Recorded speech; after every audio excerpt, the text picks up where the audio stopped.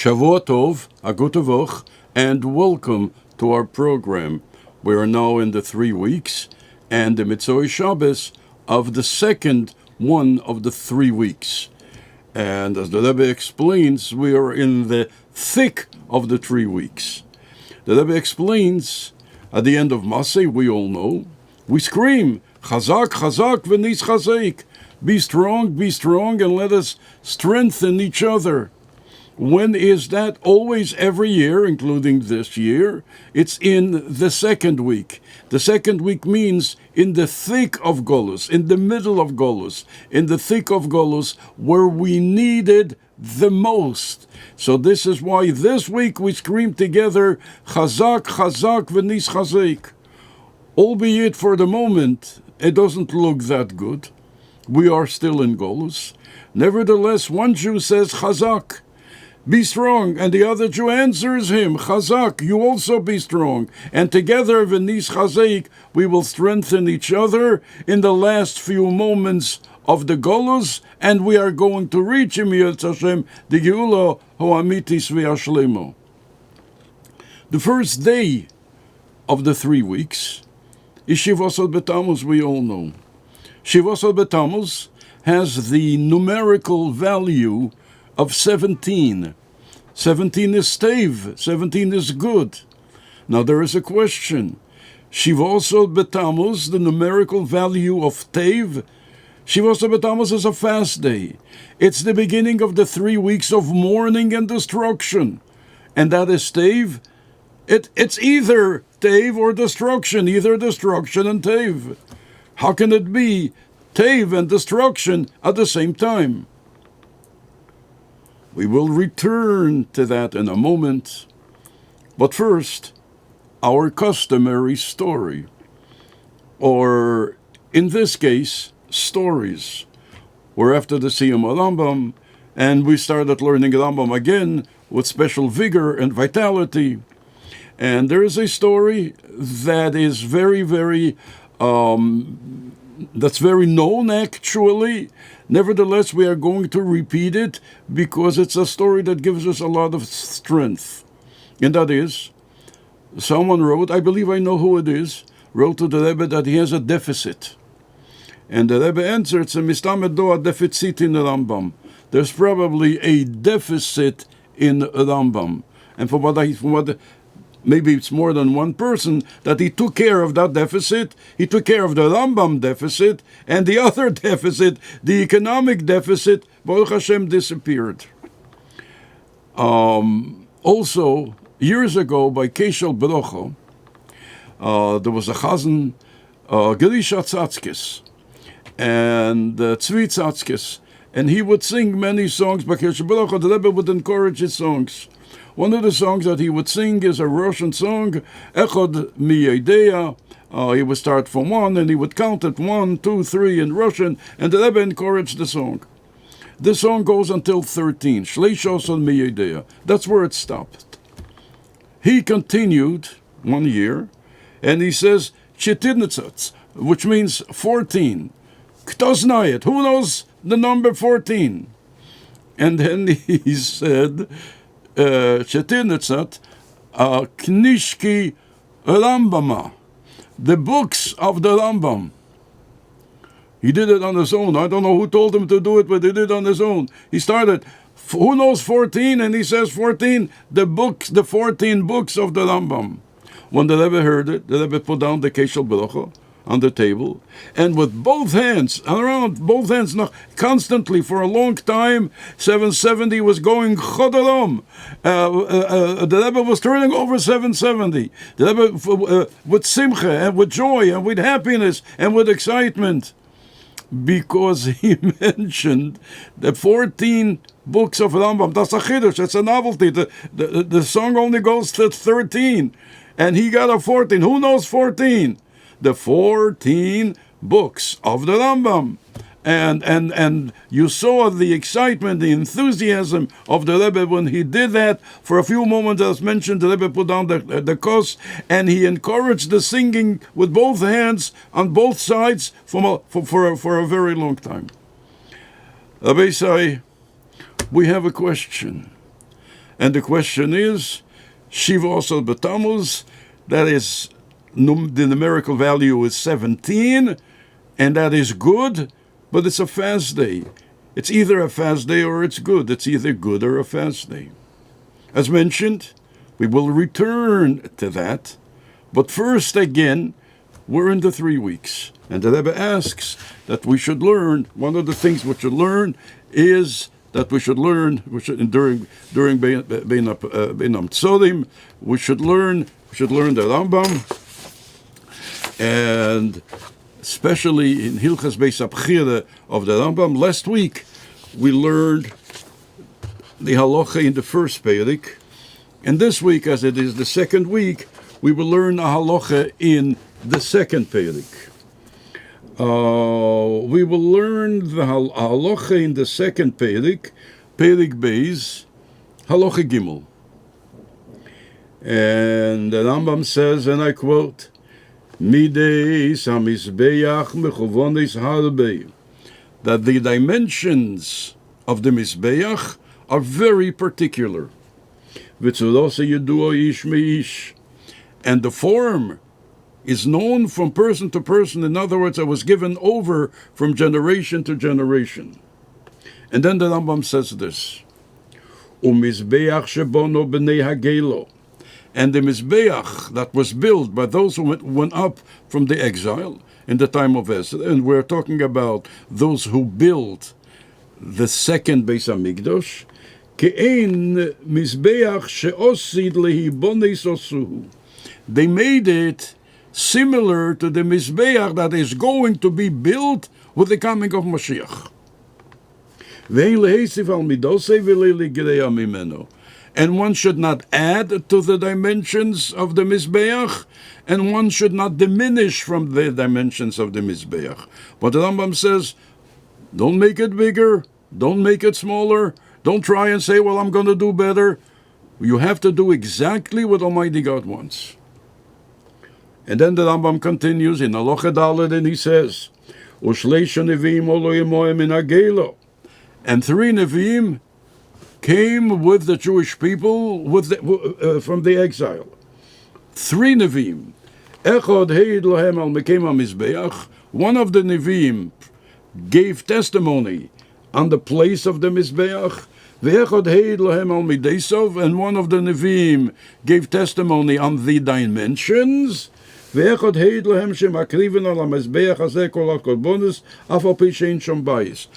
one gave testimony that you can, on this Mizbeach, you can bring the korbanos, although the Beis Hamikdosh itself is not built yet. Now, the Rambam does not say who they are, but the Gemara mentions who they are. Chagai, Zechariah, and Malachi. And then the Rambam says in Halacha Hey, Mizbeach she'oso Meishe, the Mizbeach that Moshe Rabbeinu made in the desert, V'she'oso Shleimei, and what Shleimei HaMelech made in the first Beis Hamikdosh, V'she'oso B'nei Agelo, and the Mizbeach that was made for those who went up from the exile, those who built the second Beis Hamikdosh, V'she'osid lehibones, and the Mizbeach that is going to be built now with the coming of Mashiach, Kulon Eser Mak Amis Geva. There are all 10 ames, 10 cubits high, kol echad mehem. They are 10 cubits high. And then the Rambam says, V'zeo akosu b'teira, with this, what says in the Teira, the Ben Chomesh Lemika is going to open up a Chumash, and he's going to say in the Teira, it says, Sholish ames kimosi, that the Mizbeach is 3 cubits high. So how is the Rambam saying it's 10 cubits? And says the Rambam, Mokem hamar rocho bilvad.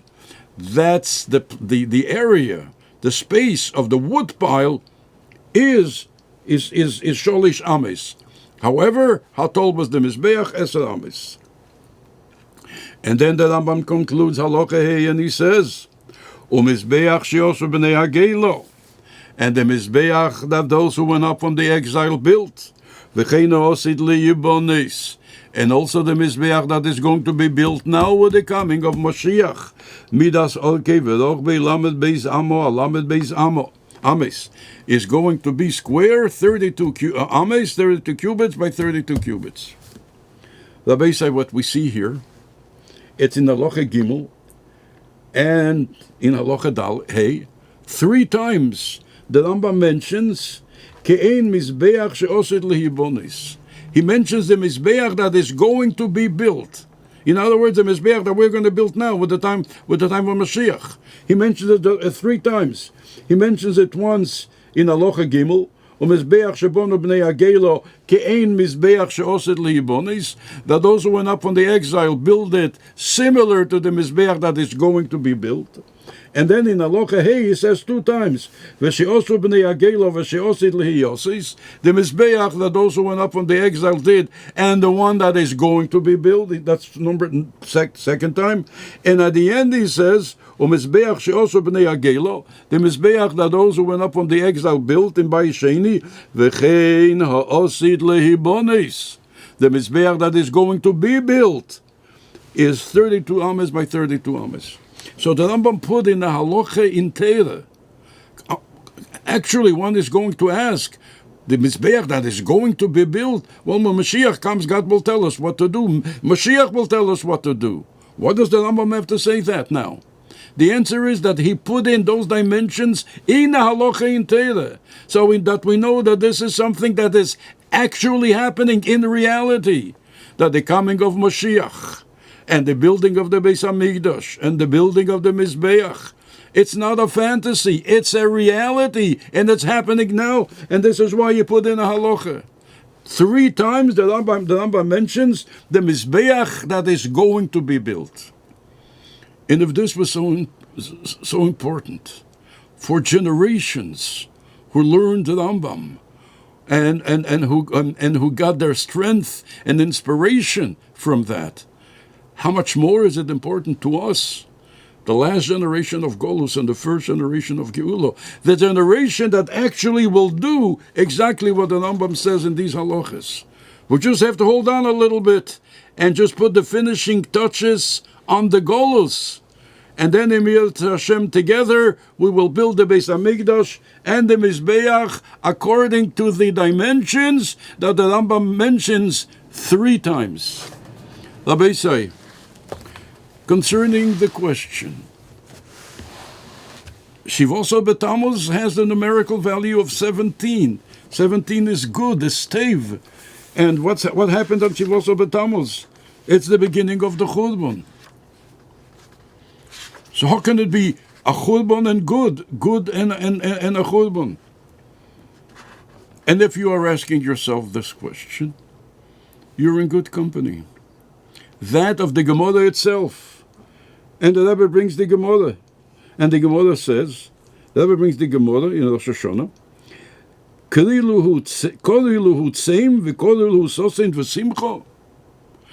it's on the Pasuk. Tseim Halvi, it's a Pasuk in Zechariah.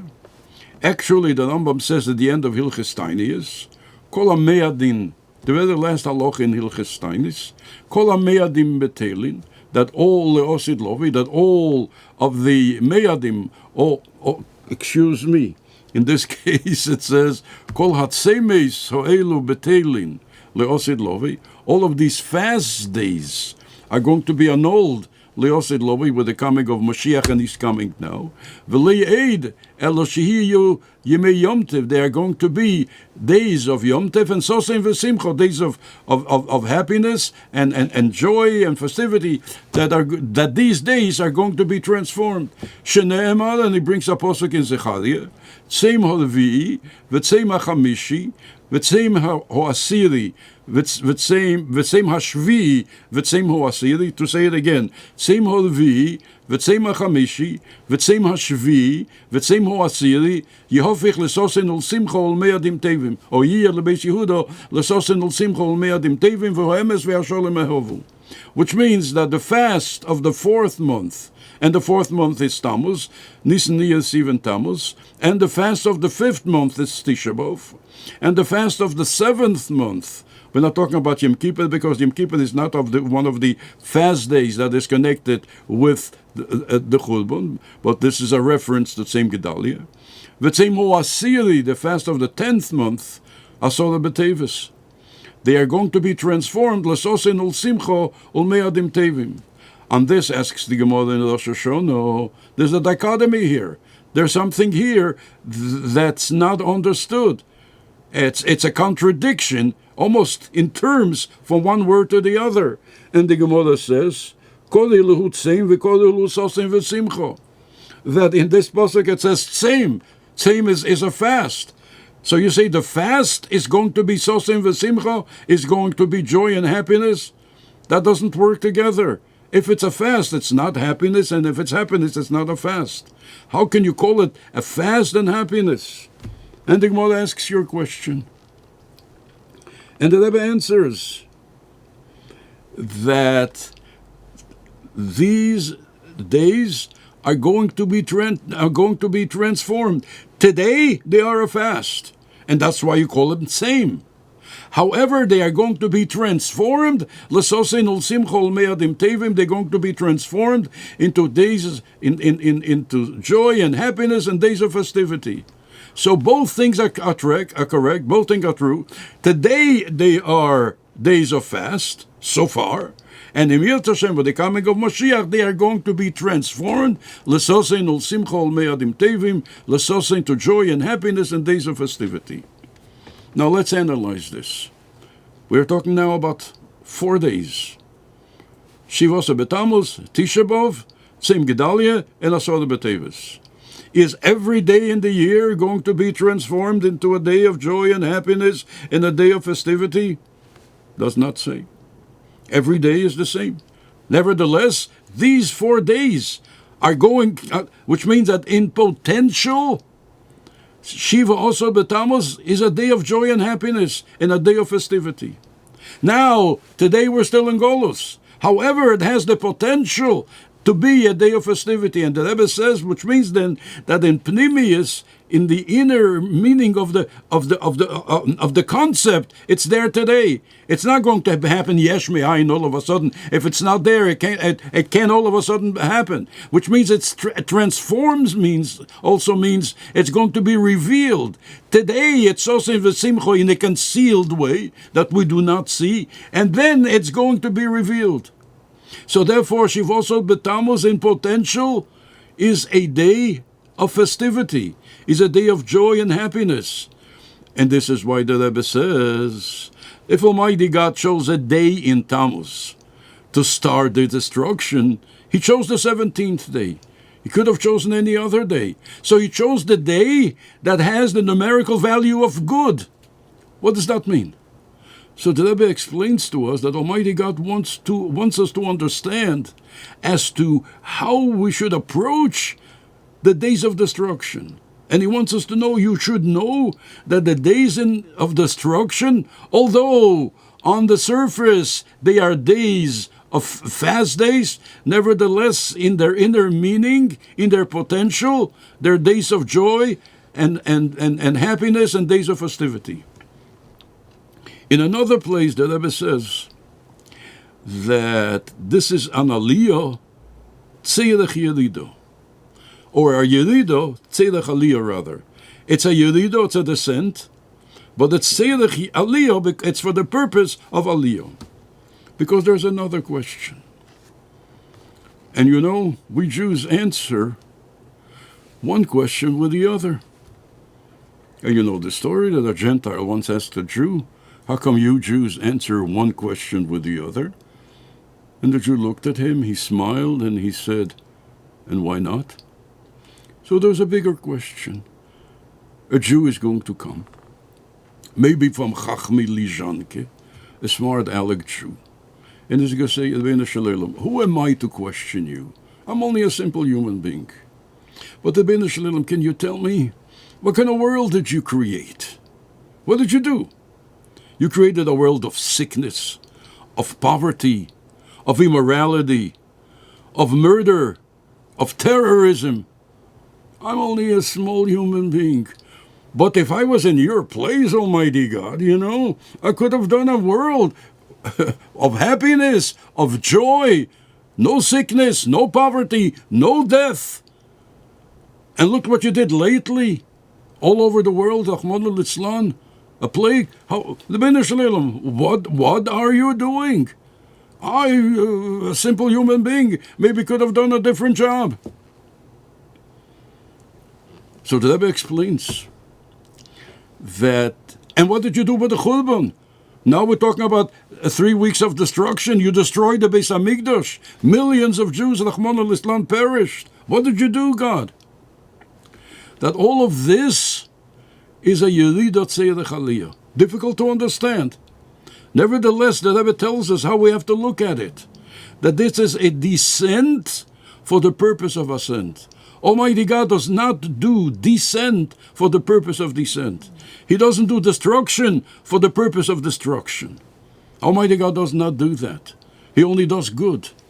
And if he does something that seems to us to be not perfect, not good, that is because this will bring about a greater and an unprecedented good. And therefore there was no way that we can get to that unprecedented height unless for a moment, albeit a difficult moment, there has to be a yerida, there has to be a descent. And the Rebbe explains in another sikha that if the yerida is tzedek aliyah, if the descent is for the purpose of descent, then it is part of the aliyah. And somebody gave a moshel for that. A child goes with his father to shul Shabbos morning, and the child sees that there is a great hole in the ground, a große Loch in der Erde, a big hole in the ground. Then he says, "Dad, what's this?" They're digging and digging into the ground. And he says, "My child, they're building a shul." "Dad, this is how you build? You make a big hole in the ground? This looks like destruction." "Yes, my child, but they're going to build, in order to build a tall building, you have to dig in. So what you see now is destruction. However, it's the Yerida, it's Tzedek Aliyah, because we're going to put up a very, very nice structure, a beautiful, beautiful, great, tall shul. So for the moment, we start by digging down. That's how we start. So therefore, if you ask anyone, when did the building of the shul start? When they came to dig the hole. This is the beginning of the process. When you come, and sometimes you even have to destroy. You have to destroy what was there before. And the Medrash says to us, or the Zohar rather, says that Almighty God destroyed the first Beis Hamikdosh because it was binyono de barnash. It was the structure of man. And he is going to build a bigger one. The second Beis Hamikdosh was larger. And then he destroyed the first one so he can build the second one. Then he destroyed the second one because both of them were binyono de barnash. They were the structure of man. And he's going to build the structure of God, binyono de kucha berichu. That is going to be an everlasting edifice. So therefore, the Rebbe says that we have to know, Almighty God teaches us how to look at the Golus, not to look at the Golus as an end for itself. Chas v'sholem, it's destruction. Almighty God doesn't want destruction. Mipi alien leiseitze halois, we say it in that scroll of lamentation on Tisha B'Av. There's no bad that comes out from God. This is only a way to bring us higher. And this is how we understand Yetzias Mitzrayim, or this is how we understand Golus Mitzrayim. It was the same question on Golus Mitzrayim. You took a generation, Almighty God, of innocent men and women and children. You threw them in Lekura Barzel into Mitzrayim. And look what happened there for 210 years. And the answer to that is that this was the Yeridot Tzedek Aliyah. They were cleansed there. They were cleansed in Mitzrayim so that they can reach unprecedented heights, Matan Torah. And the same thing is with the Golus. Chas v'sholem, Almighty God is not looking to do anything that is difficult. However, He's cleansing us. This is part of the Golus. Cleansing us means that He is preparing us. It's the Yerida. However, it is Tzedek Aliyah. It is for the purpose of ascent, to have an unprecedented ascent, and that is the Golo Ha'amitis Ve'ashlemo. And when we are looking at this Golus, that is so long, and so deep, and so difficult, we know that this is the preparation to the Geula. And if you're looking at what's happening lately, especially, darkness upon darkness upon darkness, The Mittler Rebbe says that. The Mittler Rebbe says that in his Sefer. The Mittler Rebbe wrote a special Sefer that were for Chassidim who were big maskilim. Imre Bina. In the beginning of that Sefer in the Hakdama, he writes, mentioned here before, that there is an intensification of darkness before daybreak. Why? Because the day is going to break through. And therefore the darkness intensifies not to let the light of day break through, and the light of day breaks through in any case. But the darkness doesn't want for that light to break through, so the darkness intensifies. He says in the big picture, not only something that's happening every day, but in the big picture, in the macrocosm, it's the same thing. We are going to be privy, Emir Hashem, to an unprecedented light, to a light that never existed before. The Mittler Rebbe says this is going to be a light that is greater than the air, than the light of Matan Torah. You'll ask a child, what can be greater? Almighty God himself revealed himself on the mountain of Sinai. What can be greater than that? Says the Mittler Rebbe, the revelation of Mashiach, the light of Mashiach is going to be greater than the light of Matan Torah. So the forces of darkness are in the way. They do not want that light to happen. So therefore they're intensifying. It's what you're seeing now. However, we know that the intensification of darkness is only there for one reason, because behind the darkness is the great light, and the great light is going to break through the darkness. For the moment we see the darkness. However, the darkness is going to be broken through by the great light, a greater light than Matan Torah, the light of Mashiach. So therefore, now we know how to look at this world. That even if we see darkness, we know it's not darkness for darkness.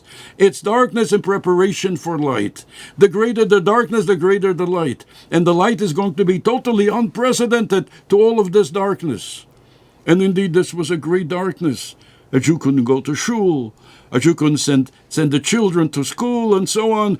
We already spoke about it in the past, and let it be something of the past only. Nevertheless, what's coming is an unprecedented light, a light greater than the light of Mashiach, of Matan Torah, and it is indeed the light of Mashiach that is coming our way. So we held on to Beis until now. We held on in difficult moments. We held on Chof Zayin Odor Rishon. We held on Gimel Tammuz. And we're going to hold on together, Emir Hashem, all of this that's happening now, because we know it's only a Yerida Tzeirech Aliyah. It is only there for the sense of ascent, and we're going to reach unprecedented heights. And unprecedented heights and unprecedented light is the coming of Mashiach, the Geula Ha'amitis V'Yashlimo, coming our way. ובעגולו דידן ובשמחה ובטוב לבוב ובטוב הנירה והניגלו למטה מעשרות טפוחים ובחסד וברחמים ותקף ומיד ממש.